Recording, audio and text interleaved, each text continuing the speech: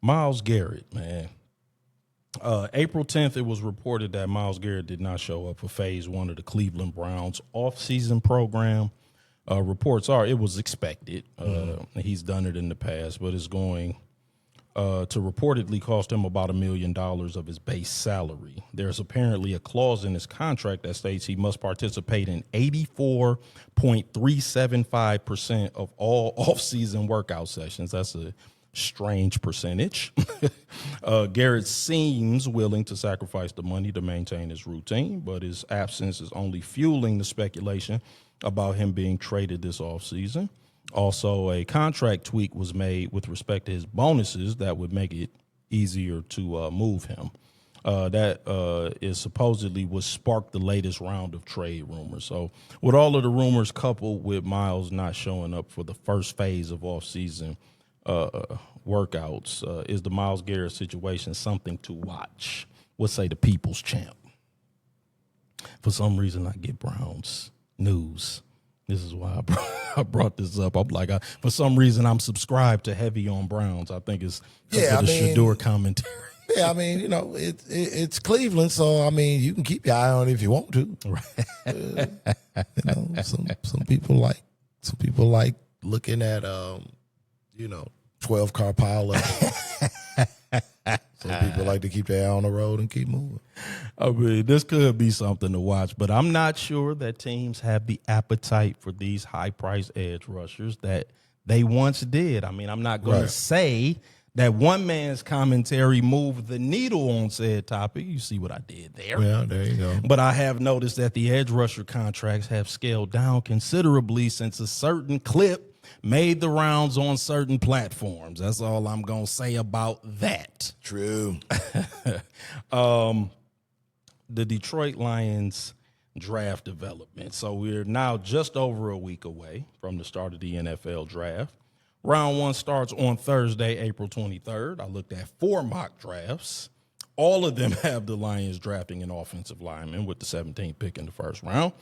CBS Sports had us drafting Monroe Freeland, 6'7", 315-pound tackle out of Georgia. Bleacher Report had us drafting Blake Miller, 6'7", 317-pound tackle out of Clemson. Fox Sports also had us drafting Blake Miller. Pro Football Focus had us taking Spencer Fano, 6'6", 311-pound tackle out of Utah. I'm not interested in him at all, by the way. According to his measurements, he has shorter arms than Will Campbell. Oh, no. We don't need to revisit that conversation, but I'm absolutely not interested in a tackle with short arms. And I would like an interior defensive lineman or edge rusher, but if we are going to go with the tackle, I would like Caden Proctor out of Alabama, 6'7", 352 pounds. I've heard him compared to Jonathan Ogden. He's versatile. He can also play guard, sort of like Mekhi Becton, real big guy. He's athletic and powerful. But the question I want to ask you is, I've seen a couple of draft projections with Caleb Downs sliding a little bit. And just for a reference, in the past 20 years, there have only been 6 safeties that have been taken in the top 10, and only one of them signed a second contract with the team that drafted them. So I'm going to ask the people's champ, if Downs slides, no pun intended, you interested in the Lions making that pick? No. At 17. You don't want Downs? I mean, listen, it sounds great in theory. Yeah, because I do. Because here's my thing. I know we're depleted in the defensive backfield, especially at safety, and he can play. And he's a Swiss Army knife back there. He can play them all. I know, but man, listen, when the O-line's not there, it's bad. Yeah, like it's bad, and everything else, I'm willing to go back and forth with people about this upcoming season, but I don't want to go back and forth with people about any slippage in the production of Jared Goff due to like the offensive line. I just don't want to. I just don't want to drive down that road like at all. I can dig it. I mean, I already think that the offensive line is going to be better. Mm-hmm. But I want it to be as good as it was in 2024. That's what I want, or close, or as close to it as possible. You want a great O-line. I mean, because that's what Jared Goff needs for us to be good. I mean, so I kind of feel like the offensive production last year was good. And Nick Pacheco definitely needs to come through the first level of the defense clean. Yeah, so I kind of feel like the offense didn't really fall off last year, though. I kind of where we struggled last year was on defense. Like we had offensive explosions, but the quality wasn't the same, though. No, it wasn't. But we need defense. We need to be able to get stops. But man, and I'm like, Caleb Downs is a stud. I agree, man, but I just think we have to keep Goff clean. No, I mean, might all be pie in the sky. I don't think somebody throwing some fake out information. I don't think there's a strong possibility that he slides to 17. I don't think there's a strong possibility of that. I think that's the wrong person you need to be asking about if they slide, if we're gonna need to have a come to Jesus moment. Who you thinking about? I think if these reports that are coming out are true, then you're gonna probably have to have that moment with Rueben Bain. Oh, I mean that's nothing to think about, buddy. Hold on now. Wait a minute. Now that's not. What are the rumors about this? Bring Rueben Bain and his hairline over here. Have you seen this dude's hairline? That's all right. It's dastardly. Hey, man, listen. Sometimes you got to take it back to 79. Right. So, yeah, I'm like, you're ain't nothing wrong with a little Lionel Jefferson. So, I mean, he was cited for that 2024 incident. Auto incident that ultimately resulted in the passing of the other victim. So, yeah, that's right. Damn. I mean, listen, man. Did he repent? Listen, I wanted to draft Jalen Carter, so I'm the wrong person. Yeah, you're to the ask, wrong bro. guy to ask about this. I'm like, man, listen, and they all a little crazy, man. I say this: ask Hutch. Right. I'm like, that's a Hutch. Oh man.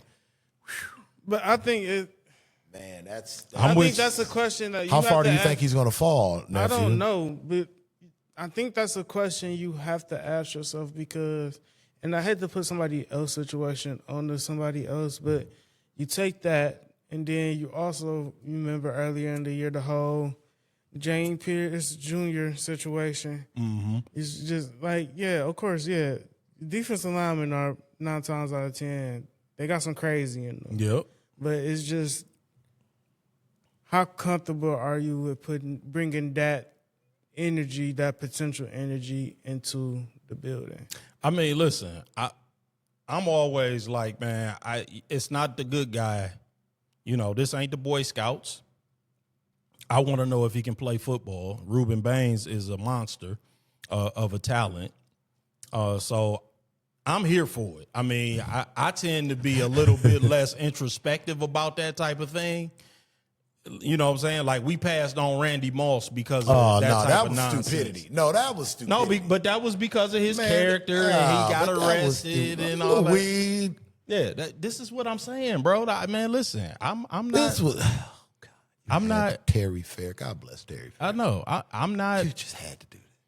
Man, listen. We done passed on a bunch of people because they Clinton Portis. Yeah, because of the character issues. Jimmy Williams. Yeah, that don't bother me, man. I think I want to win. Character issues is different though when you start. Giovanni Bernard. I wanted Jalen Carter. Two-tongue. Do I have to repeat that? Do I have to repeat what I just said? I wanted Jalen Carter. Yeah, you did. He had the very same issue that you just described with Rueben Bain.